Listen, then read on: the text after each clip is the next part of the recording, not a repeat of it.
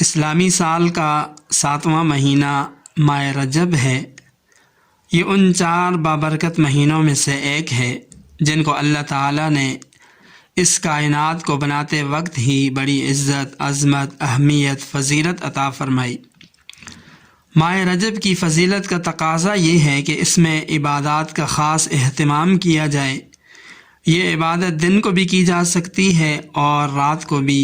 اس کے لیے نہ تو کوئی وقت خاص ہے، نہ کوئی عبادت کا طریقہ خاص ہے، نہ کوئی وقت متعین ہے، بلکہ ہر شخص اپنی وسعت کے مطابق، طاقت، ہمت کے مطابق پورے مہینے کے شب و روز میں جس قدر نوافل، ذکر و اذکار، تلاوت اور دعاؤں کا اہتمام کرنا چاہے تو وہ کر سکتا ہے۔ امام ابو بکر جساس رحمہ اللہ نے بڑی اچھی بات لکھی ہے۔ لکھتے ہیں کہ جو حرمت والے 4 مہینے ہیں، ان کا خاصہ یہ ہے کہ ان میں جو شخص کوئی عبادت کرتا ہے تو اس کو بقیہ مہینوں میں بھی عبادت کی توفیق اور ہمت مل جاتی ہے۔ اسی طرح جو شخص کوشش کر کے ان مہینوں میں اپنے آپ کو گناہوں اور برے کاموں سے بچا لے تو سال کے باقی مہینوں میں بھی اس کو ان برائیوں سے بچنا اس کے لیے آسان ہو جاتا ہے۔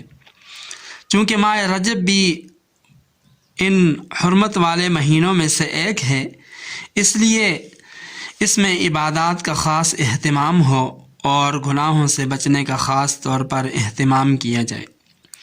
یہ بات بلا شبہ درست ہے کہ اس مہینے میں عبادات کے اہتمام اور نیکیوں کے ذوق شوق میں اضافہ ہونا چاہیے۔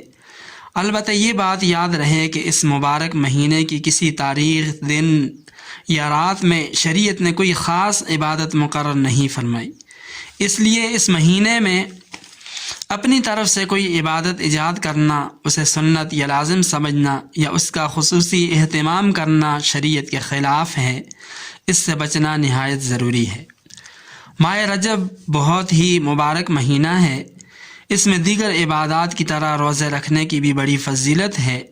نبی پاک صلی اللہ علیہ وسلم نے ایک صحابی سے فرمایا کہ ماہ رجب کے روزے، ماہ رمضان کے روزے رکھو اور ہر مہینے میں 1 دن کا روزہ رکھا کرو۔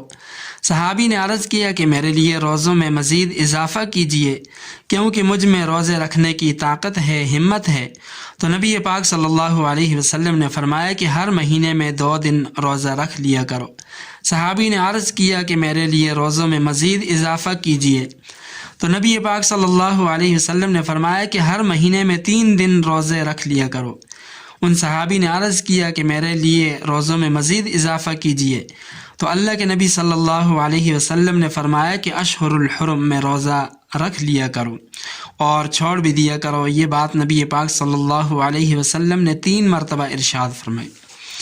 اسی طرح حضرت عبداللہ بن عباس رضی اللہ تعالی عنہ فرماتے ہیں کہ نبی پاک صلی اللہ علیہ وسلم ماہ رجب میں روزے رکھا کرتے تھے، حتیٰ کہ ہم سمجھتے کہ نبی پاک صلی اللہ علیہ وسلم ناغہ نہیں فرمائیں گے، اور ماہ رجب میں روزے نہ رکھتے حتیٰ کہ ہم سمجھتے کہ نبی پاک صلی اللہ علیہ وسلم روزے نہیں رکھیں گے۔